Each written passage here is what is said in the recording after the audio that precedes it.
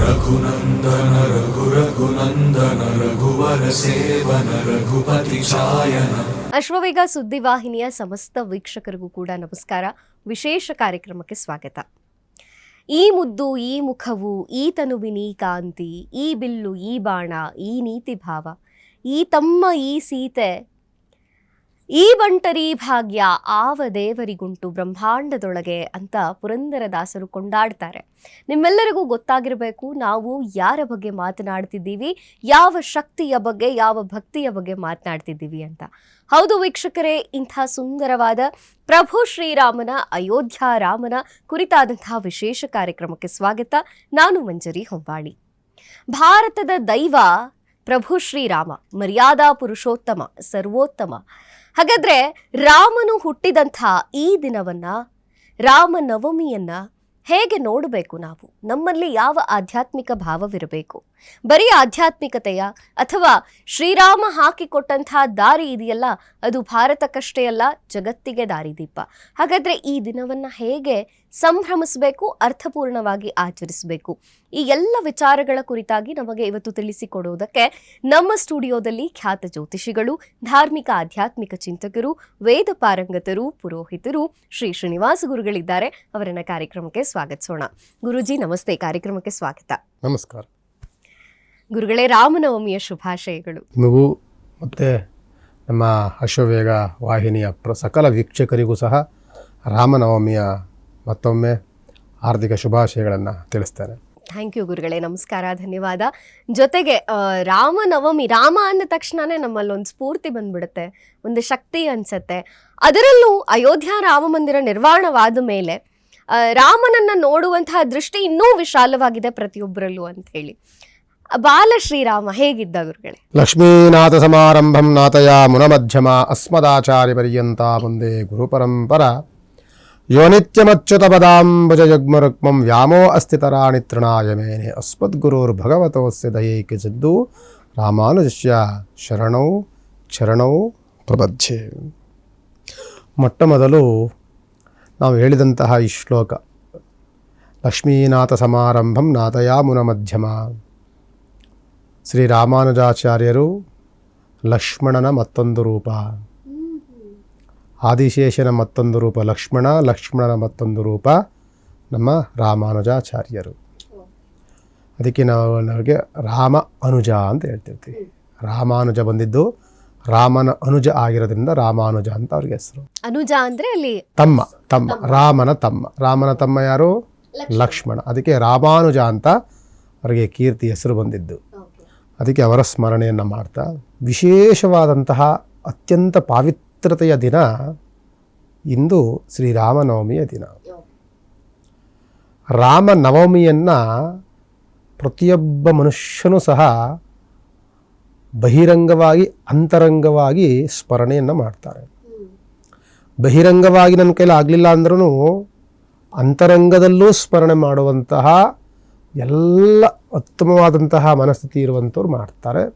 ಜೊತೆಯಲ್ಲಿ ಪ್ರತಿಯೊಂದು ಧರ್ಮದವರು ಒಂದು ಬಾರಿಯಾದ ಸ್ಮರಣೆಯನ್ನು ನೆನೆಸ್ಕೊಳ್ಳುವಂತಹ ಒಂದು ನಾಮಜಪ ಯಾವುದು ಅಂತ ಅಂದರೆ ಶ್ರೀರಾಮನ ಒಂದು ಕೀರ್ತನೆ, ಶ್ರೀರಾಮನ ಹೆಸರು.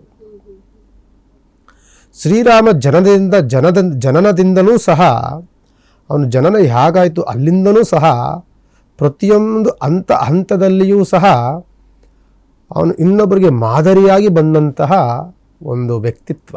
ಶ್ರೀರಾಮ ಬಾಲ್ಯದಲ್ಲೂ ಸಹ ಇನ್ನೊಬ್ಬರಿಗೆ ಮಾದರಿಯೇ ಆಗಿದ್ದನೇ ಹೊರತು ಎಂದೂ ಸಹ ಧರ್ಮವನ್ನು ಬಿಟ್ಟು ಅಧರ್ಮದ ಎಡೆಗೆ ಒಂದು ಬಾರಿಯೂ ತಿರುಗಿ ನೋಡಿದಂಥವನಲ್ಲ. ಒಂದು ಬಾರಿಯೂ ಸಹ ಇನ್ನೊಬ್ಬರು ಕೈನಲ್ಲಿ ಬಯಸ್ಕೊಂಡಂತಹ ಉದಾಹರಣೆಗಳಿಲ್ಲ. ಯಾರಿಂದಲೂ ಸಹ ತ್ಯಜಿಸಿ ಮತ್ತು ತಿರಸ್ಕರಿಸಿದ ವ್ಯಕ್ತಿಯಂತೂ ರಾಮ ಅಲ್ಲವೇ ಅಲ್ಲ. ಇದಕ್ಕೆ ತದ್ವಿರುದ್ಧವಾದಂತಹ ವರ್ತನೆಯನ್ನು ತೋರಿಸ್ತಾನೆ ಮಹಾಭಾರತದಲ್ಲಿ ಶ್ರೀಕೃಷ್ಣನಾಗಿ. ಬಹಳ ತುಂಟಾಟವನ್ನು ಅವರ ಕೈಲಿ ಒಡಿಸ್ಕೊಳ್ಳೋದು, ಬಯಸ್ಕೊಳ್ಳೋದು, ದೂರುಗಳ ಸರಮಾಲೆಯನ್ನೇ ತಲೆ ಮೇಲೆ ಹಾಕ್ಕೊಂಡಂತಹ ಮತ್ತೊಂದು ಅವತಾರವನ್ನು ನಂತರ ತಾಳ್ತಾನೆ. ಆದರೆ ಶ್ರೀರಾಮನನ್ನು ಬಾಲ್ಯದಲ್ಲಿ ಕಂಡಾಗ ಪ್ರತಿಯೊಬ್ಬರೂ ಎತ್ತು ಮುದ್ದಾಡಬೇಕು, ಒಂದು ಬಾರಿಯೂ ಅವನನ್ನು ನಾವು ಆಲಿಂಗಿಸ್ಬೇಕು, ಅವನ ಜೊತೆ ನಾವು ಕೆಲವು ಕಾಲಹರಣಗಳನ್ನು ಮಾಡಬೇಕು. ಅನ್ನುವಂತಹ ಮುಗ್ಧತೆಯ ಮನೋಭಾವದ ದೈವತ್ವದ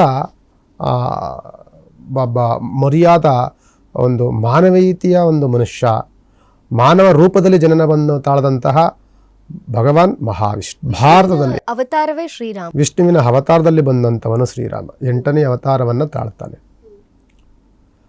ಮೋಸ್ಟ್ಲಿ 8ನೇ ಅವತಾರ ಇರ್ಬೇಕು, 7.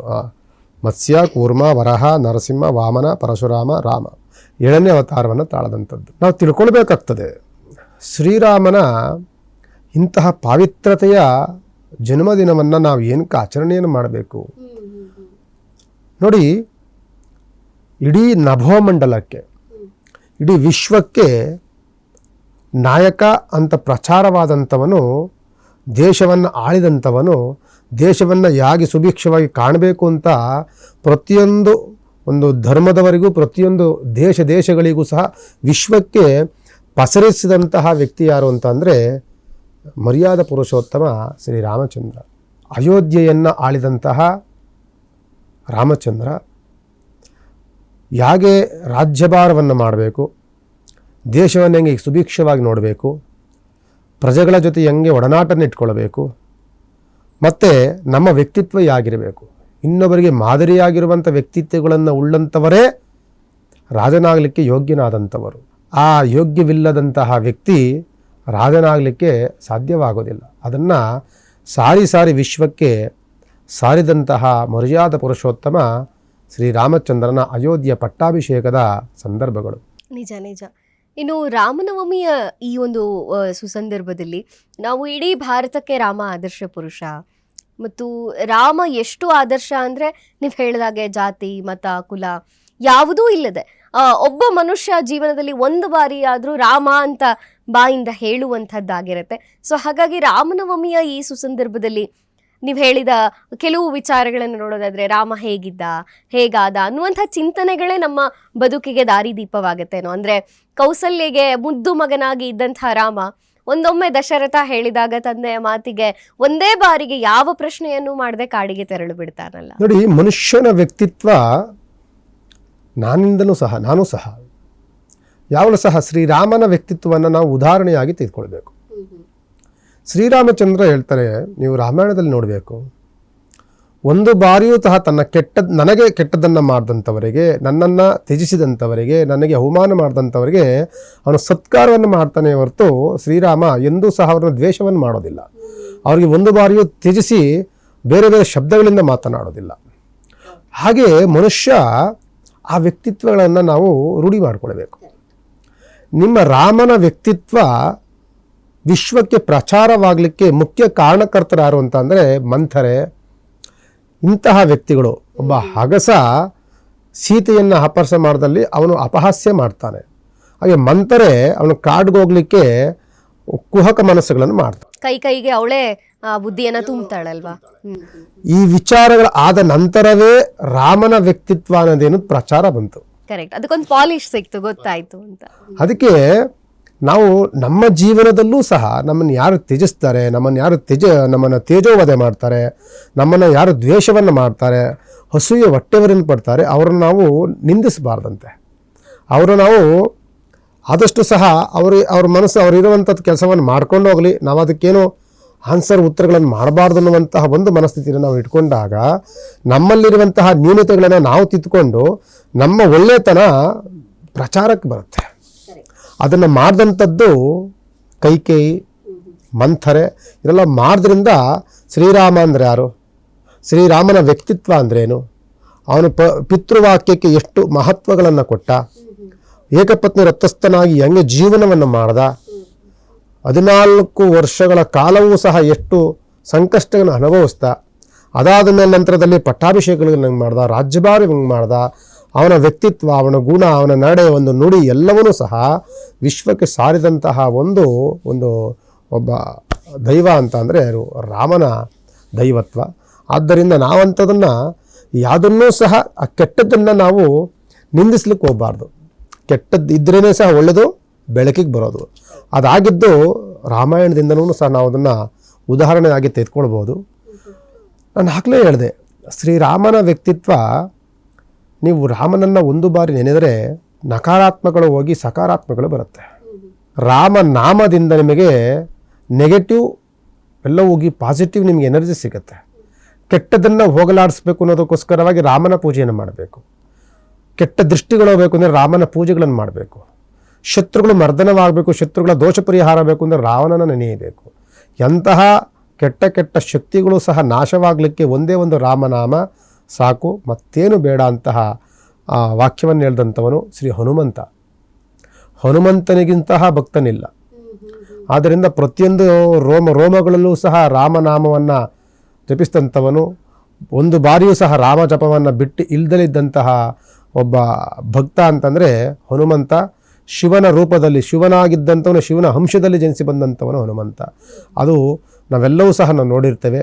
ಹನುಮಂತನ ಭಕ್ತಿ ಎಷ್ಟಿರುತ್ತೆ ಅಂತ ಅಂದರೆ, ಅವನು ಒಂದು ಬಾರಿಯೂ ಸಹ ರಾಮನನ್ನು ಕಾಣದೇ ಇರಲಿಲ್ಲ, ಒಂದು ಬಾರಿಯೂ ನಾಮ ಜಪವನ್ನು ಬಿಡಲಿಲ್ಲ, ಒಂದು ಬಾರಿಯೂ ಸಹ ರಾಮನನ್ನು ನೀನು ಹಿಂಗೆ ಮಾಡಿದೆ ಹಾಗೆ ಮಾಡಿದೆ ಅಂತ ಒಂದು ವಾಕ್ಯವೂ ಸಹ ಅವನು ನುಡಿಲಿಲ್ಲ. ಯಾಕೆಂದರೆ ರಾಮ ಒಂದು ತೀರ್ಮಾನ ತೆಗೆದುಕೊಂಡಿದ್ದಾನೆ ಅಂದರೂ ಅದು ಕರೆಕ್ಟ್ ತೀರ್ಮಾನ, ಅದು ಸರಿಯಾದ ತೀರ್ಮಾನ ಅಂತ ಹನುಮಂತನಿಗೆ ಗೊತ್ತಿತ್ತು. ಆದ್ದರಿಂದ ನಾವು ರಾಮನವಮಿಯಂದು ನಾವು ಮಾಡಬೇಕಾಗಿರುವಂಥದ್ದೇನು ಅಂತಂದರೆ ರಾಮನಿಗೆ ಒಂದು ಸ್ಮರಣೆ, ಮತ್ತು ಯಾವಾಗಲೂ ಸದಾಕಾಲ ರಾಮ ಪೂಜೆಯನ್ನು ಮಾಡಿದ ಅಂತಂದರೆ ನಮಗೆ ಅಲ್ಲಿ ಒಳಿತು ನಮಗೆ ಆಗ್ತಾ ಇದೆ, ಕೆಟ್ಟದ್ದೆಲ್ಲವೂ ಹೋಗಲಾಡಿಸಿ ಒಳ್ಳೇದು ಬರ್ತಾ ಇದೆ ಎನ್ನುವಂತಹ ಭಾವ ಖಂಡಿತವಾಗಿ ಬರುತ್ತೆ. ಖಂಡಿತ ಗುರುಗಳೇ. ಎಸ್, ಕಾರ್ಯಕ್ರಮ ಮುಂದುವರಿಸೋಣ. ವೀಕ್ಷಕರೇ, ಸಣ್ಣದೊಂದು ವಿರಾಮ. ರಘುನಂದನ ರಘು ರಘುನಂದನ ರಘುವರ ಸೇವನ ರಘುಪತಿ ಚಾಯನ. ವಿರಾಮದ ನಂತರ ವಿಶೇಷ ಕಾರ್ಯಕ್ರಮಕ್ಕೆ ಮತ್ತೆ ಸ್ವಾಗತ. ಗುರುಗಳೇ, ರಾಮನ ಆದರ್ಶಗಳ ಬಗ್ಗೆ ತಿಳಿಸಿಕೊಡ್ತಿದ್ರಿ. ಇನ್ನು ಸಾಮಾನ್ಯವಾಗಿ ನಾವು ರಾಮನವಮಿಯನ್ನು ಆಚರಿಸೋದಾದರೆ ಅದರ ಕ್ರಮಗಳು ಯಾವ ರೀತಿಯಾಗಿರಬೇಕು? ಅಂದರೆ ಪ್ರಾತಃ ಕಾಲದಿಂದ ಇಡೀ ದಿನವನ್ನು ನಾವು ಅರ್ಥಪೂರ್ಣವಾಗಿ ಆಚರಿಸೋದು ಹೇಗೆ ಗುರುಗಳೇ? ಉತ್ತಮವಾದಂತಹ ಪ್ರಶ್ನೆ. ರಾಮನವಮಿಯಂದು ವಿಶೇಷವಾಗಿ ಶ್ರೀರಾಮನ ಪ್ರಾರ್ಥನೆ ಮಾಡಿಕೊಳ್ಳೋದ್ರಿಂದ ಆರಂಭಗೊಳ್ಳುತ್ತೆ. ಕುಂತಾಗ ನಿಂತಾಗ ನಮ್ಮ ಕೈಂಕರ್ಯಗಳು ಮಾಡಬೇಕಾದರೂ ಸಹ ಶ್ರೀರಾಮನ ಸ್ಮರಣೆಯನ್ನು ಮಾಡ್ತಾ ನಾವು ಎದ್ದೇಳಬೇಕು. ಪ್ರಾತಃ ಕಾಲದಿಂದಲೂ ಸಹ ಆಲ್ಮೋಸ್ಟ್ 12-12:30 ತನಕನೂ ಸಹ ಉಪವಾಸವಿದ್ದು ಶ್ರೀರಾಮನ ಭಾವಚಿತ್ರಗಳಿರಲಿ, ಅವನ ರಾಮನ ಮೂರ್ತಿ ಇರಲಿ ಶುಚಿಗೊಳಿಸಿ, ನಂತರದಲ್ಲಿ ಆ ಭಗವಂತನಿಗೆ ಪಂಚಾಮೃತ ಅಭಿಷೇಕಾದಿಗಳನ್ನು, ನಮ್ಮ ಕೈಲಾಗುವಂತಹ ಷೋಡಶೋಪಚಾರ ಪೂಜಾದಿಗಳನ್ನು ಪ್ರತಿಯೊಬ್ಬ ವರ್ಗದವರೂ ಸಹ ತಮಗೆ ಬರುವಂತಹ ರೀತಿಯಲ್ಲಿ ಮಾಡಬಹುದು. ಯಾವುದೇ ಕ್ರಮಗಳಲ್ಲಿ ಇಂಥದ್ದೇ ಕ್ರಮವನ್ನು ಮಾಡಬೇಕು ಅನ್ನುವಂತಹ ಯಾವುದೇ ನಿಬಂಧನೆಗಳು ಇಲ್ಲದೆ ರಾಮಸ್ಮರಣೆಯನ್ನು ಮಾಡ್ಬೋದು. ಜೊತೆಯಲ್ಲಿ ಉಪವಾಸವಿದ್ದು ಭಗವಂತನ ಸ್ಮರಣೆ ಮಾಡುವಂಥದ್ದು ಅತ್ಯಂತ ಅವಶ್ಯಕ. ಅಂತ ಅಂದರೆ ನಾವು ಭಗವಂತ ಸ್ಮರಣೆ ಮಾಡುವಂಥದ್ದು, ವಾಸ ಅಂತ ಅವನ ಹತ್ತಿರ ಇರುವಂಥದ್ದು. ಸ್ಮರಣೆಯನ್ನು ಮಾಡ್ತಾ ಅವನ ಹತ್ತಿರ ಇರುವುದಕ್ಕೆ ಉಪವಾಸ ಅಂತ ಹೇಳುವಂಥದ್ದು. ಅವನ ಹತ್ತಿರ ದೇವರ ಭಗವಂತನಿಗೆ ಹತ್ತಿರ ಇರುವಂಥದ್ದು. ಆ ಸ್ಮರಣೆಯನ್ನು ಮಾಡ್ತಾ ರಾಮಾಯ ರಾಮಭದ್ರಾಯ ರಾಮಚಂದ್ರಾಯ ವೇದಸೆ ರಘುನಾಥನಾಥಾಯ ಸೀತಾಯತ್ ಪತಯೇ ನಮಃ. ರಾಮಾಯ ರಾಮಭದ್ರಾಯ ರಾಮಚಂದ್ರಾಯ ವೇದಸೆ ರಘುನಾಥನಾಥಾಯ ಸೀತಾಯತ್ ಪತಯೇ ನಮಃ. ಭಗವಂತನ ಸ್ಮರಣೆಯನ್ನು ಮಾಡ್ತಾ ಜೊತೆಯಲ್ಲಿ ಶ್ರೀರಾಮದೇವರು ಜನ್ಮವನ್ನು ತಾಳಿದಂತಹ ಸಂದರ್ಭ ನೋಡಿ. ಈಗ ಯುಗಾದಿ ಹಬ್ಬ ಆದ ನಂತರದಲ್ಲಿ 8 ದಿನಕ್ಕೆ ಸರಿಯಾಗಿ ಅಂದರೆ ನವಮಿ ಹುಟ್ಟುತ್ತೆ. ಆ ದಿನ ಶ್ರೀರಾಮಚಂದ್ರರು ಪುನರ್ವಸು ನಕ್ಷತ್ರದಲ್ಲಿ ಜನನವನ್ನು ತಾಳ್ತಾರೆ. ಚೈತ್ರ ಮಾಸ ವಸಂತ ಋತುವಿನಲ್ಲಿ ಎಂದು ನವಮಿ ಬರುತ್ತೋ ಅಂದು ಪುನರ್ವಸು ನಕ್ಷತ್ರದಲ್ಲಿ ಶ್ರೀರಾಮಚಂದ್ರರು ಜನನವನ್ನು ತಾಳ್ತಾರೆ. ಆ ನಕ್ಷತ್ರಕ್ಕೆ ನಾವು ಮಹಾನಕ್ಷತ್ರ ಅಂತ ಹೇಳ್ತಿರ್ತೀವಿ. ಪುನರ್ವಸು ನಕ್ಷತ್ರದಲ್ಲಿ ಜನಿಸಿದಂಥವರು ಆಲ್ಮೋಸ್ಟ್ ಶ್ರೀರಾಮನ ಒಂದು ವ್ಯಕ್ತಿತ್ವವಾದರೂ ಅವರಲ್ಲಿ ಅಡಕವಾಗಿರುತ್ತೆ. ಅಂದು ಇದೇ ರೀತಿಯಲ್ಲಿ ಬಿಸಿಲು ಉಷ್ಣಾಂಶ ಹೆಚ್ಚಿದ್ದಂತಹ ಸಂದರ್ಭಗಳಲ್ಲಿ ಶ್ರೀರಾಮನ ಪಿತೃ ಆದಂತಹ ದಶರಥ ಮಹಾರಾಜರು ಇಡೀ ಆ ಕುಲಕ್ಕೆ, ಇಡೀ ಆ ನಗರಕ್ಕೆ ಪಾನಕವನ್ನು ಹಂಚ್ತಾರೆ. ಸಿಹಿ ಸುದ್ದಿಯನ್ನು ಕೊಟ್ಟಂತಹ ತನ್ನ ಮಗ ಜನನವಾದಂತಹ ಸಿಹಿ ಸುದ್ದಿಗೆ ಎಲ್ಲ ಜನಗಳಿಗೂ ತಂಪನ್ನು ಅರಿಬೇಕು ಅನ್ನೋಕ್ಕೋಸ್ಕರ, ತಂಪಾಗಲಿ ಅನ್ನೋಕ್ಕೋಸ್ಕರವಾಗಿ ಪಾನಕವನ್ನು ಮಾಡ್ತಾರೆ. ನಂತರದಲ್ಲಿ ಮಜ್ಜಿಗೆಯನ್ನು ಕೊಡ್ತಾರೆ. ಇದೆಲ್ಲವೂ ಸಹ ಜನಗಳಿಗೆ ಹಂಚಿ ಖುಷಿಯನ್ನು ಪಡ್ತಾರೆ. ನಾವೀಗೇನು ಕೊಡ್ತೀವಿ, ಒಂದು ಮೈಸೂರು ಪಾಕು, ಲಾಡೋ, ಮತ್ತೊಂದು ಕೊಡ್ತೀವಿ. ಆಗ ದಶರಥ ಮಹಾರಾಜರು ಮಾಡಿದಂಥದ್ದು ಎಲ್ಲ ಪುರ ಜನಗಳಿಗೆ ನಾವೇನು ಪಾನಕವನ್ನು, ಅದಕ್ಕೆ ನಾವು ಪಾನಕ ಅಂತ ಹೇಳ್ತೀವಿ. ಪಾನಕ ಆಗಲಿ ಪಾನಕ ಸೃಷ್ಟಿಯಾಗಿದ್ದು ಪಾನಕವನ್ನು ಹಂಚುತ್ತಾರೆ. ಅದೇ ಕಾರಣಕ್ಕೆ ಇವತ್ತು ದೇವಸ್ಥಾನಗಳಲ್ಲಿ ನಾವು ಪಾನಕವನ್ನು ಹಂಚದ್ದು. ರಾಮನವಮಿ ಪ್ರಸಾದವಾಗಿ ರಾಮನಿಗೆ ಅತ್ಯಂತ ಪ್ರಿಯವಾಗಿರುವಂಥದ್ದು ಪಾನಕ. ತಂದೆಯ ವಾಕ್ಯ ಪಿತೃವಾಕ್ಯ ಪರಿಪಾಲಕ, ತನ್ನ ತಂದೆಗೇನಿಷ್ಟ ಅದು ರಾಮನಿಗೆ ಇಷ್ಟ. ತಂದೆಗೇನು ವಾಕ್ಯವನ್ನು ಕೊಡ್ತಾರೆ ಆ ವಾಕ್ಯವನ್ನು ಪರಿಪಾಲನೆ ಮಾಡುವಂಥದ್ದು ರಾಮನ ಕರ್ತವ್ಯ. ರಾಮ ಅದನ್ನೇ ಹೇಳ್ತಾನೆ. ಏನು ಹೇಳ್ತಾನೆ ಅಂತಂದರೆ, ಎಂದೂ ಸಹ ಜನ್ಮ ಕೊಟ್ಟಂತಹ ಮಾತಾಪಿತೃಗಳನ್ನು ತ್ಯಜಿಸಬಾರ್ದು, ಅವ್ರನ್ನ ಒದಿಸಬಾರ್ದು, ಅವರಿಗೆ ನೋವನ್ನುಂಟು ಮಾಡಬಾರ್ದು, ಅವರ ವಿರುದ್ಧವಾದಂತಹ ಮಾತುಗಳನ್ನು ಆಡಬಾರ್ದು. ಅವರಲ್ಲಿ ಒಂದು ವಾಕ್ಯ ಬಂದಿದೆ ಅಂತಂದರೆ ಅದು ಸರಿಯಾದಂತಹ ಒಂದು ವಾಕ್ಯವೇ ಆಗಿರುತ್ತೆ. ಅವ್ರು ನಮಗೇನಾದರೂ ಒಂದು ತೀರ್ಮಾನವನ್ನು ತೆಗೆದುಕೊಳ್ತಾರೆ ಅಂತಂದರೆ ಅವರು ಮಕ್ಕಳ ಭವಿಷ್ಯಕ್ಕೆ ಉತ್ತಮವಾದಂಥ ತೀರ್ಮಾನವನ್ನೇ ತೆಗೆದುಕೊಂಡಿರ್ತಾರೆ. ಆದ್ದರಿಂದ ಎಂದೂ ಸಹ ಪಿತೃವಿಗೆ ವಿರುದ್ಧವಾದಂಥ ಮಾತನ್ನು ಆಡಬಾರ್ದು ಅನ್ನುವಂತಹ ಆದರ್ಶವನ್ನು ತಿಳ್ಕೊಂಡಂಥವನು ಶ್ರೀರಾಮಚಂದ್ರ. ಈಗಿನ ಜನಗಳು ನಾವು ತಿಳ್ಕೋಬೇಕಾಗ್ತದೆ. ಎಲ್ಲವೂ ಸಹ ವೃದ್ಧಾಶ್ರಮಗಳಿಗೆ ತಗೊಂಡೋಗಿ ಬಿಡ್ತಿರ್ತೀವಿ ತಂದೆ ತಾಯಿಗಳು ಜನ್ಮ ಕಾರಕರ್ತಕರಾದಂತಹ ಅಲ್ಲಿಂದನೂ ಸಹ ಅವರ ವಿದ್ಯೆ, ಅವರ ಬುದ್ಧಿ, ಅವರ ಜೀವನ, ಅವರ ಶೈಲಿ ಮತ್ತೊಂದು ಪ್ರತಿಯೊಂದು ಅವರ ಆ ಒಂದು ವ್ಯಕ್ತಿತ್ವಗಳನ್ನು, ಅವರ ಭವಿಷ್ಯಗಳನ್ನು ಕಟ್ಟಿಕೊಳ್ಳೋ ತನಕೂ ಸಹ ತನ್ನ ಬೆವರನ್ನು ಸುರಿಸಿ, ರಕ್ತವನ್ನು ಸುರಿಸಿ ಅವ್ರ ಮಕ್ಕಳನ್ನು ಸಾಕ್ತಾನೆ. ಅನಂತರದಲ್ಲಿ ನಾವು ಅದೇ ಮಕ್ಕಳು ನಾವೇನು ಮಾಡ್ತೀವಿ, ತೊಗೊಂಡೋಗಿ ವೃದ್ಧಾಶ್ರಮಕ್ಕೆ ತೊಗೊಂಡೋಗಿ ಬಿಡ್ತೀವಿ. ಅವ್ರ ಕಾಲ ಅಂತ್ಯಕಾಲಗಳಲ್ಲಿ ಅವ್ರನ್ನ ಚೆನ್ನಾಗಿ ನೋಡ್ಕೊಳ್ಳೋದಿಲ್ಲ. ಅದು ಶ್ರೀರಾಮಚಂದ್ರರು ಹೇಳ್ತಾರೆ. ಶ್ರೀರಾಮಚಂದ್ರರು ಕೊನೆಯ ಕಾಲದಲ್ಲಿ ಅವರು ಇರಲಿಕ್ಕೆ ಆಗಲಿಲ್ಲ ತನ್ನ ತಂದೆ ಹತ್ರ. ತಂದೆ ಮರಣವಾದಾಗ ಅವರು ವನವಾಸದಲ್ಲಿದ್ದರು. ತನ್ನ ನಂತರದಲ್ಲಿ ಅವನಿಗೆ ವಿಷಯ ಗೊತ್ತಾದಂಥದ್ದು ನಂತರದಲ್ಲಿ ಯಾವ ಕೈಂಕರ್ಯಗಳಿಗೂ ಭಾಗವಹಿಸ್ಲಿಕ್ಕೆ ಆಗಲಿಲ್ಲ ಶ್ರೀರಾಮಚಂದ್ರ. ಅದು ದುಃಖದ ಒಂದು ಸಂಗತಿ. ಯಾವಾಗಲೂ ಸಹ ಶ್ರೀರಾಮರು ಅದನ್ನು ನೆನೆಸ್ಕೊಳ್ತಿರ್ತಾರೆ. ಅಂತಹ ಯೋಗವನ್ನು ಪಡ್ಕೊಂಡಂಥವ್ರೆ ಅಂದರೆ ಅವನ ತಮ್ಮ ಭರತನಿಗೆ ಆ ಯೋಗ ಇತ್ತು. ಆದ್ದರಿಂದ ಕಳ್ಕೊಂಡಂತಹ ವಸ್ತು ಮತ್ತೆ ಸಿಗೋದಿಲ್ಲ. ಇದ್ದಾಗ ವಸ್ತುಗಳನ್ನು ನಾವು ಉತ್ತಮವಾಗಿ ಅದನ್ನು ಬಳಸ್ಕೊಳ್ಬೇಕು. ಆದ್ದರಿಂದ ತಂದೆ ತಾಯಿಗಳಿಗೆ ಆ ತಂದೆ ದಶರಥ ಮಹಾರಾಜ ಮಗನ ಜನನವಾದ ಸಂದರ್ಭದಲ್ಲಿ ಇಡೀ ಪುರಜನಗಳಿಗೆ ಪಾನಕವನ್ನು ಹಂಚಿ ಅವ್ರು ಆವಾಗ ಸಿಗ್ತಿದ್ದಂತಹ ಪದಾರ್ಥಗಳು, ನಾವು ಹೆಸರು ಬೇಳೆ ಮಾಡ್ಕೊಂಡಿರ್ತೀವಿ, ಮಜ್ಜಿಗೆ ಸಿಗುತ್ತೆ, ಮಜ್ಜಿಗೆಯನ್ನು ಮಾಡ್ಕೊಳ್ತೀವಿ. ಆದರೆ ಭಗವಂತ ಜನನವಾದಾಗ ಪಾನಕವನ್ನು ಹಂಚಿದ ಇಡೀ ಪುರಜನಗಳಿಗೆ ಖುಷಿಯನ್ನು ಪಟ್ಟ. ಅನಂತರದಲ್ಲಿ ಅವನಿಗೆ ನಾಮಕರಣವನ್ನು ಮಾಡ್ದ. ಶ್ರೀ ರಾಮ ಅಂತ ಮೊದಲಿಗೆ ಅವ್ರಿಗೆ ನಾಮಕರಣವನ್ನು ಮಾಡ್ದ. ಜೊತೆಯಲ್ಲಿ ಸೇರಿಸ್ದ. ಶ್ರೀ ಅಂತ ಅಂದ್ರೆ ಹೇಳಿ ಜೊತೆಯಲ್ಲಿ ಲಕ್ಷ್ಮಿ ಇರ್ತಾಳೆ ಅಂತ. ಲಕ್ಷ್ಮಿ ಹೆಸರಿಗೆ ಶ್ರೀಗೆ ನಾವು ಲಕ್ಷ್ಮಿಯನ್ನು ಕೂರಿಸ್ತೀವಿ. ರಾಮ ಅಂತಂದರೆ ಯಾವಾಗಲೂ ಸಹ ಪ್ರತಿಯೊಂದು ವರ್ಗದಲ್ಲಿಯೂ ಸಹ ರಾಮ ಅನ್ನುವಂಥ ಪದ ಶುಭವಾದಂತಹ ಸಾಂಕೇತಿಕವಾದಂತಹ ಅರ್ಥವನ್ನು ಕೊಡುತ್ತೆ. ನಿಮಗೆ ಅಂತ ಅಂದರೆ ಎಂಥದೇ ರಾಹು ದೋಷಗಳಿಂದ ಹಿಡಿದು ಯಾವುದೇ ಕೆಟ್ಟ ಒಂದು ಶಕುನಗಳು ಸಹ ನಮಗೆ ತಾಟದಲ್ಲಿರುವಂಥದ್ದು ಶ್ರೀರಾಮನ ಪದಗಳಲ್ಲಿ ಸಿಗುತ್ತೆ. ಅದಕ್ಕೆ ಶ್ರೀರಾಮ ಅನ್ನುವಂಥಗೆ ಹೆಸರನ್ನು ಅದಕ್ಕೆ ನಾಮಕರಣವನ್ನು ಮಾಡ್ತಾನೆ ದಶರಥ ಮಹಾರಾಜರು. ಅದೇ ರೀತಿಯಂತಹ ಶುಭ ದಿನ ಇದು. ಈ ಶುಭ ದಿನ ನಾವೆಲ್ಲರೂ ಸಹ ಶ್ರೀರಾಮನನ್ನು ನಾವು ಅತ್ಯಂತ ಆದರ್ಶ ವ್ಯಕ್ತಿಯಾಗಿ ತೆಗೆದುಕೊಂಡು ಅವನ ಅನುಯಾಯಿಗಳಾಗಿ ಅವನ ಕಿಂಚಿತ್ತು ಅವನ ಅನುಕರಣೆಯನ್ನು ನಾವು ಸ್ವಲ್ಪವಾದರೂ ಅವರಷ್ಟು ಮಾಡೋಕ್ಕಾಗಲ್ಲ, ಭಗವಂತನಷ್ಟು ನಾವು ಮಾಡೋಕ್ಕಾಗೋದೇ ಇಲ್ವಲ್ಲ, ಸ್ವಲ್ಪವಾದರೂ ಅದನ್ನು ಸ್ಮರಣೆಯನ್ನು ಮಾಡೋಣ. ಅವರ ದಾರಿಯಲ್ಲಿ ಸ್ವಲ್ಪ ನಡೆಯುವಂತಹ ಮಾರ್ಗ ತೋರಿಸಿದ್ದಾರೆ, ಅದರಲ್ಲಿ ನಾವು ನಡೆಯೋಣ ಅನ್ನುವಂಥದ್ದನ್ನು ಈ ರಾಮನವಮಿಯ ದಿನ ನಾವು ಹೇಳಬಹುದು. ಎಸ್ ಗುರುಗಳೇ, ಇನ್ನು ಈ ದಿನದ ಕುರಿತಾದಂತಹ ವಿಶೇಷತೆಗಳು, ಸಂಜೆಯ ಆಚರಣೆ ಹೇಗಿರಬೇಕು ಗುರುಗಳೇ? ಶ್ರೀರಾಮನಿಗೆ ಕೀರ್ತನೆ ಅತ್ಯಂತ ಪ್ರಿಯವಾದಂಥದ್ದು. ಭಜನೆಗಳು ನೀವೆಲ್ಲ ಕಡೆ ನೋಡಿರ್ತೀರಿ. ಭಜನೆಗಳು, ಕೀರ್ತನೆಗಳು, ಸ್ಮರಣೆಗಳು, ನಾನಾ ರೀತಿಯಲ್ಲಿ ನಾಟ್ಯಗಳು, ಕಥೆಗಳು ಎಲ್ಲವೂ ಸಹ ನಡೀತಾ ಇರುತ್ತೆ. ರಾಮನಿಗೆ ಭಜನೆ ಅಂತಂದರೆ, ಹರಿನಾಮ ಸಂಕೀರ್ತನೆ ಅಂತಂದರೆ ಅತ್ಯಂತ ಪ್ರಿಯ. ನಾವು ಎಲ್ಲೋದ್ರೂ ಸಹ ಶ್ರೀರಾಮನ ಸ್ಮರಣೆ, ರಾಮನ ಭಜನೆ, ರಾಮನ ಕೀರ್ತನೆಗಳನ್ನು ಕೇಳ್ತಾ ಇರ್ತೀವಿ. ಅದು ರಾಮನಿಗೆ ಅತ್ಯಂತ ಪ್ರಿಯ. ಪ್ರಾತಃ ಕಾಲದಿಂದ ಮಧ್ಯಾಹ್ನದ ಕಾಲದವರೆಗೂ ಸಹ ರಾಮನ ಪೂಜೆಗಳು, ಅನಂತರದಲ್ಲಿ ತಿಂಡಿ ತೀರ್ಥಗಳು, ಪ್ರಸಾದಗಳನ್ನು ತಮ್ಮ ಕೈಲಾದಂಥದ್ದನ್ನೆಲ್ಲವೂ ಸಹ ನಾವು ಸಮರ್ಪಣೆಯನ್ನು ಮಾಡಿದ ನಂತರದಲ್ಲಿ ಸಾಯಂಕಾಲ ದಿನಪೂರ ಭಗವಂತನ ಸ್ಮರಣೆಯನ್ನು ಮಾಡಿ ಕಾಲಹರಣ ಮಾಡುವಂತಹ ದಿನವನ್ನು ನಾವು ಈ ದಿನ ರೂಢಿ ಮಾಡಿಕೊಳ್ಬೇಕು. ಅದು ರಾಮನ ಭಜನೆಯ ಮುಖಾಂತರದಲ್ಲಿ. ರಾಮನ ಕೀರ್ತನೆ, ರಾಮನ ಪುರಾಣ, ರಾಮನ ಇತಿಹಾಸ. ರಾಮಾಯಣ ನಮಗೆ ಏನೇನು ಕೊಟ್ಟಿಲ್ಲ. ರಾಮಾಯಣ ಅನ್ನುವಂಥದ್ದು ದುಷ್ಟ ಮರ್ದನದಿಂದ ಹಿಡಿದು ಎಲ್ಲವನ್ನು ನಮಗೆ ತೋರಿಸಿದೆ. ಭಕ್ತಿ ಅಂದರೆ ಏನು ತೋರಿಸಿದೆ, ಭಯ ಅಂದರೆ ಏನು ತೋರಿಸಿದೆ, ಪಿತೃ ವಾಕ್ಯ ಅಂದರೆ ಏನು ತೋರಿಸಿದೆ, ಆದರ್ಶನ ತೋರಿಸಿದೆ, ಮತ್ತು ದುಷ್ಟರನ್ನು ಮರ್ದನ ಮಾಡುವಂಥದ್ದು ತೋರಿಸಿದೆ, ದುಷ್ಟರನ್ನು ಎದುರಿಸುವಂಥದ್ದು ತೋರಿಸಿದೆ.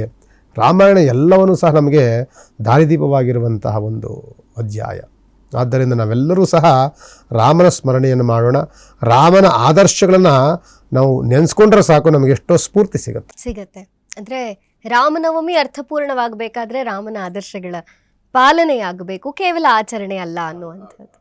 ಎಸ್ ಗುರುಗಳೇ, ರಾಮನವಮಿಯ ಕುರಿತಾಗಿ ಹೇಗೆ ಅದರ ಆಚರಣೆ ಇರಬೇಕು, ಆದರ್ಶಗಳ ಬಗ್ಗೆ ಕೂಡ ನಮ್ಮ ವೀಕ್ಷಕರಿಗೆ ತಿಳಿಸಿಕೊಟ್ಟಿದ್ದೀರಿ. ಧನ್ಯವಾದಗಳು. ನಮಸ್ಕಾರ. ವೀಕ್ಷಕರೇ, ರಾಮನವಮಿ ಕೇವಲ ಒಂದು ಹಬ್ಬವಲ್ಲ, ಅದನ್ನು ಅರ್ಥಪೂರ್ಣವಾಗಿ ತಿಳಿದುಕೊಂಡು ಆಚರಣೆ ಮಾಡೋದ್ರಲ್ಲಿ ಇಡೀ ಭಾರತದ ಸನಾತನ ಧರ್ಮವೇ ಅಡಗಿದೆ. ಇದಾಗಿತ್ತು ಈ ಹೊತ್ತಿನ ವಿಶೇಷ. ನೋಡ್ತಾ ಇರಿ ಅಶ್ವವೇಗ ನ್ಯೂಸ್. ಇದು ಸತ್ಯಾನ್ವೇಷಣೆಯ ಓಟದಲ್ಲಿ.